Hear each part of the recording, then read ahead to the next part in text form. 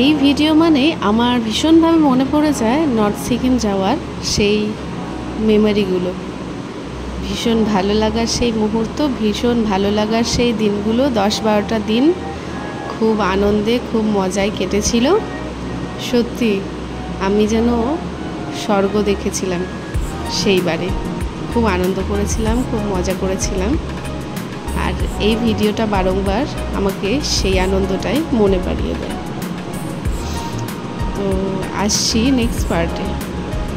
সকাল সকাল বেরিয়ে পড়লাম হাওড়ার উদ্দেশ্যে। সেখানে আমাদের ট্রেন 5:50-এ, বন্দে ভারত। ভীষণভাবে এক্সাইটেড, কিন্তু এই ভোরবেলায় এতটা এক্সাইটমেন্ট দেখাতে পারছি না। বেশ ভালো লাগছে সকাল সকাল বেরিয়ে গিয়ে। গুড মর্নিং সবাইকে, অপেক্ষায় থাকো, আরও ভিডিও আসছে। নমস্কার বন্ধুরা, আমি চুমকি লাইফস্টাইলে আবারও একটা নতুন ভিডিও নিয়ে চলে এসেছি তোমাদের জন্য। আশা করি ভিডিওটা খুব ভালো লাগবে, কিন্তু তার জন্য তোমাদেরকে একদম শেষ পর্যন্ত দেখতে হবে। সেদিন ট্রেন ছিল আমাদের শিলিগুড়ি যাওয়ার, বন্দে ভারত এক্সপ্রেস। সকাল সকাল বেরিয়ে গিয়েছিলাম আর পৌঁছে গিয়েছিলাম হাওড়া স্টেশনে। নিজেদের লাগেজ সব কিছু নিয়ে চলে গেলাম ট্রেনে ওঠার উদ্দেশ্যে। ভীষণভাবে এক্সাইটমেন্ট আর ভীষণ অনেক আশা নিয়ে এই ট্রেনে ওঠা। আর কতটা মজা, কতটা আনন্দ যে করেছি, তোমরা এই পুরো ভিডিওটা না দেখলে বুঝতেই পারবে না।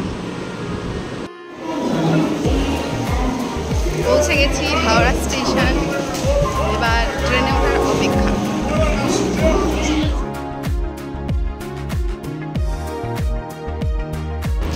তো ট্রেনে ওঠার পর আমাদের ট্রেন রওনা দিল দুগ্গা দুগ্গা বলে।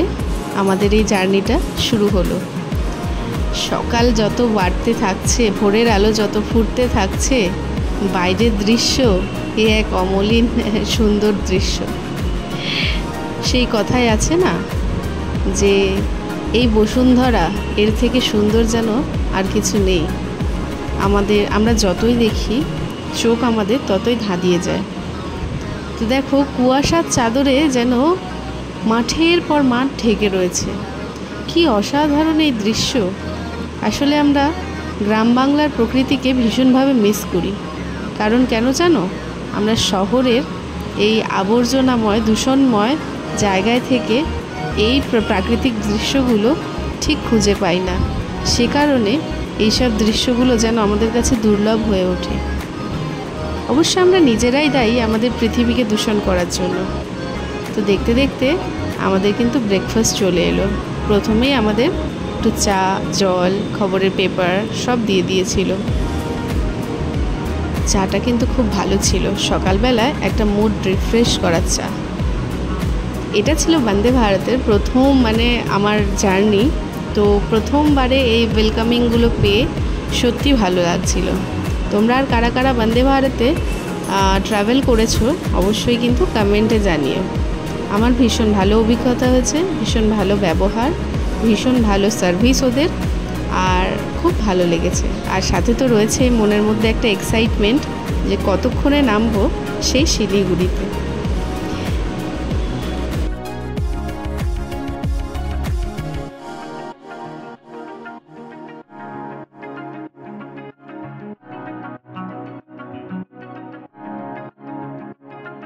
দেখতে দেখতে তারপরে ব্রেকফাস্টে চলে এলো ব্রেড, অমলেট, স্যালাড এইসব। তো সেগুলো খেয়ে একটুখানি আর কি নিজে রেস্ট নিলাম। এই জার্নিটাকে উপভোগ করছিলাম, ট্রেনের বাইরের যে দৃশ্য।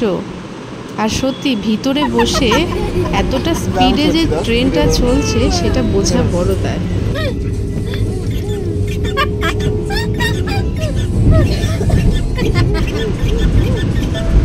আর আমি তো বরাবরই জানো একটু শান্তিপ্রিয় মানুষ আর একটু মজাদার মানুষ, নিজেদের মধ্যে মজা করতে ভালোবাসি। তো দুপুরে লাঞ্চ সেরে নেমে পড়লাম আমাদের গন্তব্যস্থলে, স্টেশন শিলিগুড়ি। ওয়াও, আমি আবার যাচ্ছি পাহাড় আবার আমায় ডাকছে।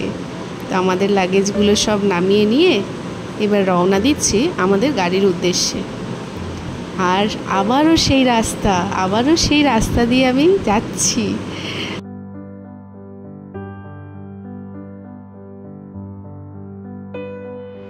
মানে এক্সাইটেড হয়ে রয়েছে যে আমি সেখানে বোঝাতে পারছি না তোমাদেরকে যে আমার কি হচ্ছে। আমি ভীষণভাবে খুশি। অবশেষে ওয়েলকাম টু কালিম্পং। কারণ হচ্ছে প্রথম দিন আমরা ছিলাম সিলেরিগাঁওতে। অপূর্ব অসাধারণ একটি জায়গা। সত্যি আমি পাহাড় আর সমুদ্র বিয়ের পরেই দেখলাম, বিয়ের আগে দেখিনি। বাকিটা এবার তোমরা দেখো।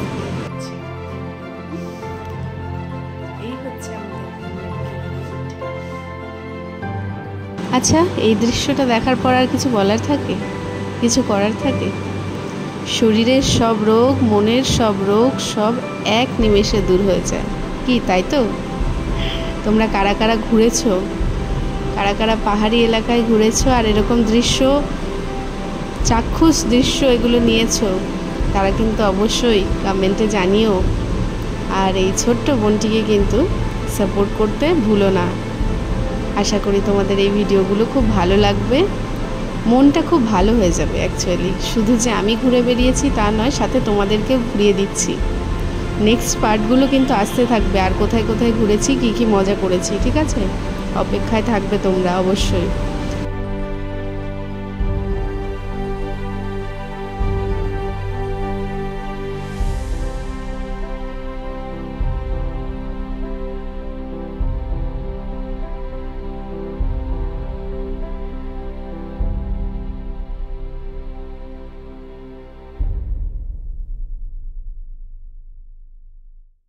এই সেই কাঞ্চনজঙ্ঘা, যাকে দেখবার জন্য আগের বছর নর্থ সিকিমে আমরা এ প্রান্ত ও প্রান্ত ঘুরে বেরিয়েছি।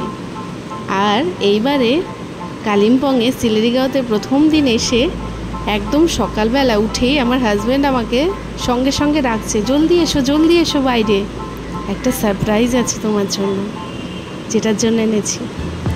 তো আমি ছুটে যাওয়াতে যেটা দেখলাম, ও ভাই কি বলবো, এ যে এক অপরূপ দৃশ্য। সত্যি প্রকৃতি আমাদের কি না উপহার দিয়েছে। তো একটু বেলা বাড়তেই আমরা ব্রেকফাস্ট সেরে চলে গেলাম ট্রেকিং করতে। একটু সামনেই ছিল ফুটবল গ্রাউন্ড, সেটা দেখার জন্য। আর সেখান থেকে নাকি সূর্য উদয় হওয়াটা খুব সুন্দর লাগে। তো যথারীতি আমরা হাঁটতে শুরু করলাম, আর হাঁটতে হাঁটতে আমার কিউটি বাচ্চাদের সাথে দেখা হয়ে গেল। দেখো দেখো দেখো কত খুশি ওরা, দেখে ওরা কিন্তু আমাদের চেনে না জানে না, কিন্তু উফ, আমার তো আমি মনে হয় কি এদেরকে যেন বাড়ি নিয়ে চলে আসি। আমার এতটা ভালো লাগে এদেরকে, কি কিউট। আমরা যাদেরকে এখানে পুষি, মানে ঘরে রেখে অতি সযত্নে, তারাই কিন্তু ওখানে দেখো রাস্তায় রাস্তায় ঘুরে বেড়ায়। এই যে তোমাদের দাদা ভাইকে দেখো, পুরো চাপা চুপি দিয়ে, ভীষণ ঠান্ডা তো ওখানে এরকমভাবে না থাকলে যে কোনো মুহূর্তে ঠান্ডা লেগে যেতে পারে। তো আমরা আমাদের হোমস্টের বাইরের এটা পরিবেশ। আর একটা অদ্ভুত জিনিস হয়েছিল জানো তো, এই রাস্তাটা দিয়ে আমরা যখন যাচ্ছিলাম সবাই ভীষণ মজা করেছি। আমরা অনেকে ছিলাম, 7-8 জনের উপরে ছিলাম। আমরা 3টে ফ্যামিলি ছিলাম, 2জন বাচ্চা ছিল। আর 2জন বাচ্চা হচ্ছে আমার বেস্ট ফ্রেন্ড, ওরা 2জন। তো আমার ভীষণ কাছের, আমার ভীষণ স্নেহের ওরা। ওদের সাথে মজা করতে আমি খুব ভালোবাসি। 2টো পুচকিকে নিয়েই আমি সবসময় থাকতাম। আমার ভীষণ ভালো লাগে অ্যাকচুয়ালি এদের সাথে সময় কাটাতে। তা কেমন এনজয় করছো আমার ভিডিওগুলো জানাও কিন্তু অবশ্যই।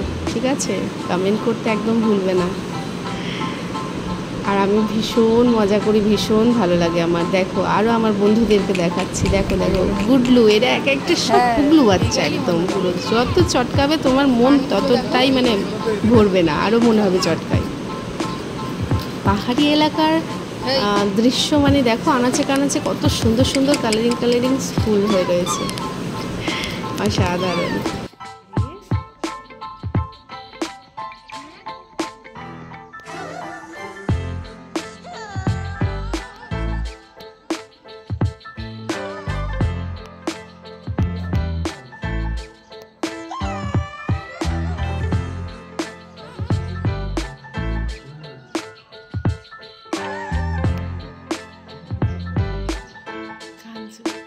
আর এই পুচকুটার কথা বলি, আমরা যেই রাস্তা দিয়ে ট্রেকিং করতে গিয়েছিলাম সেই রাস্তাটা কিন্তু একদম নির্জন ছিল।